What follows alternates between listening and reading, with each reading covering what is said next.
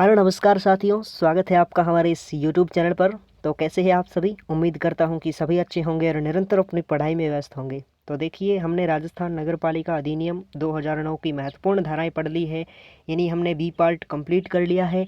अब हम शुरुआत करते हैं स्टैटिक जीके की, और इससे पहले आपको मोटिवेट करने के लिए एक मोटिवेशन कोड की लक्ष्य एक होता है, रास्ते अनेक होते हैं। कभी रास्ता बंद हो जाए दोस्तों तो रास्ता बदलो, लक्ष्य नहीं, टारगेट हमेशा एक ही रखो और पूरी शिद्दत से मेहनत करो। लक्ष्य एक रखो और उस पर पूरी जी जान लगा दो, तो सफलता एक ना एक दिन आपकी ज़रूर कदम चूमेगी। ठीक है दोस्तों, शुरुआत करते हैं आज के प्रश्नों की। तो पहला प्रश्न है हमारा कि राजस्थान में सर्वप्रथम नगर पालिका की स्थापना 1864 में कहाँ की गई थी? जल्दी से बताइए, राजस्थान में सर्वप्रथम नगर पालिका की स्थापना 1864 में यानी स्वतंत्रता से पहले कहाँ की गई थी? ए जयपुर, बी अजमेर, सी माउंट आबू, डी उदयपुर। तो कहाँ की गई थी? सी ऑप्शन इसका करेक्ट आंसर हो जाएगा। राजस्थान में सर्वप्रथम नगर पालिका की स्थापना माउंट आबू में की थी। ठीक है, अगला प्रश्न है 74वां संविधान संशोधन के अनुसार नगरीय स्वायत्तशासी संस्था का कार्यकाल कितना होता है? जल्दी से बताइए, नगरीय स्वायत्तशासी संस्था का कार्यकाल कितना होता है? ए 5 वर्ष, बी 4 वर्ष, सी 6 वर्ष, डी 7 वर्ष। तो ए ऑप्शन इसका करेक्ट हो जाएगा, 5 वर्ष नगरीय स्वायत्तशासी संस्था का कार्यकाल होता है। ठीक है, अगला प्रश्न है शहरी निधियों के निर्वाचित सदस्य क्या कहलाते हैं? जल्दी से बताइए, शहरी निधियों के निर्वाचित सदस्य क्या कहलाते हैं? ए सदस्य, बी पंच, सी मेयर, डी पार्षद। तो डी ऑप्शन इसका करेक्ट आंसर हो जाएगा, पार्षद कहलाते हैं। पंच की अगर हम बात करें तो सबसे पहले गांव में होता है सरपंच। ठीक है, सरपंच के नीचे कौन होता है? पंच होता है। ठीक है, और इस सरपंच से ऊपर गांव में कौन होता है? ग्राम विकास अधिकारी, यानी गांव का जो मुख्य अधिकारी होता है ग्राम सेवक। ठीक है, चलते हैं आगे। अगला प्रश्न है कि राजस्थान सरकार ने किन 2 शहरों को महानगर क्षेत्र घोषित किया? जल्दी से बताइए, राजस्थान सरकार ने किन 2 शहरों को महानगर क्षेत्र घोषित किया? जयपुर, अजमेर, या फिर अजमेर और उदयपुर, या फिर जयपुर, जोधपुर, या उपयुक्त सभी। तो सी ऑप्शन इसका करेक्ट आंसर हो जाएगा, जयपुर और जोधपुर। ठीक है, जयपुर में है जो कि जनसंख्या तकरीबन 10 लाख प्लस निवास करती है, इसलिए इन्हें महानगर क्षेत्र घोषित किया है राज्य सरकार ने। ठीक है, अगला प्रश्न है शहरी स्वशासन निधियों को प्रभावी व सशक्त संवैधानिक स्थिति प्रदान करने वाला संविधान संशोधन अधिनियम कौन सा है? 73वां संविधान संशोधन, या 78वां संविधान संशोधन, या फिर 71वां संविधान संशोधन, या 74वां संविधान संशोधन। एक्चुअली में दोस्तों बात करें अगर 73वें संविधान संशोधन की, तो ये पंचायती राज व्यवस्था से संबंधित है।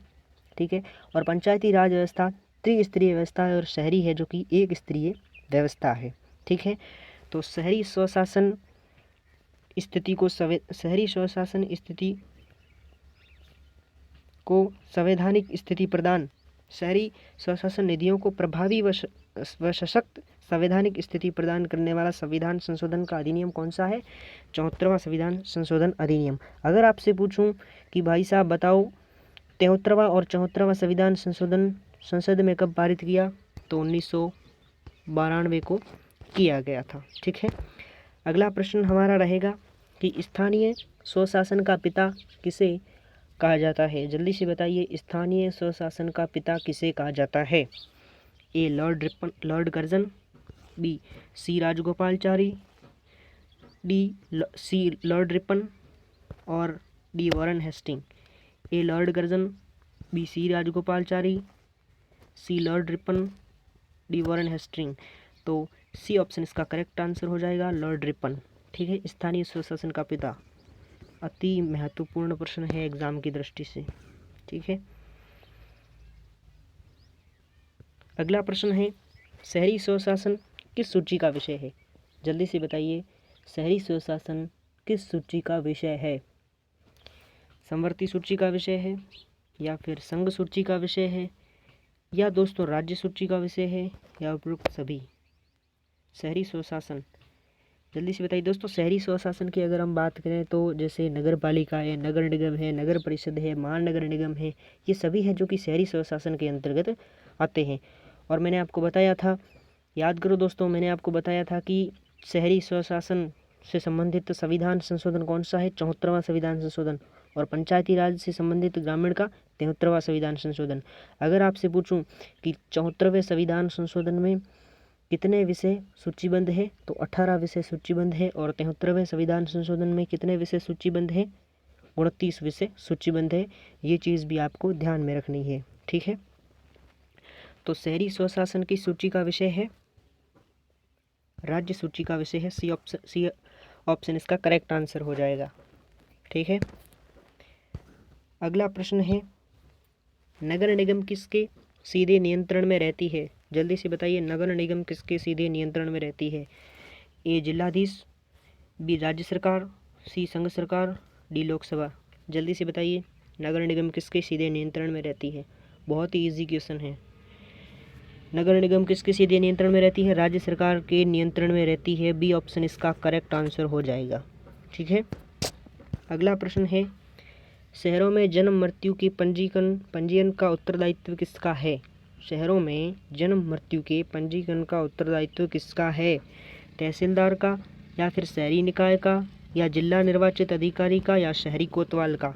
जल्दी से बताइए, शहरों में जन्म मृत्यु के पंजीयन का उत्तरदायित्व किसका है? शहरी निकाय का है। बी ऑप्शन इसका करेक्ट आंसर हो जाएगा। तहसीलदार की अगर हम बात करें दोस्तों, तहसीलदार का पद एसडीएम कहलाता है। और तहसीलदार के ऊपर होता है एसडीओ, यानी तहसीलदार की नियुक्ति कौन करता है? उपखंड अधिकारी। ये चीज़ भी आपको ध्यान में रखनी है, ठीक है। अगला प्रश्न हमारा है, शहरी निकाय यदि कोई कर आरोपित करना चाहे तो उसको किसकी अनुमति लेनी होगी?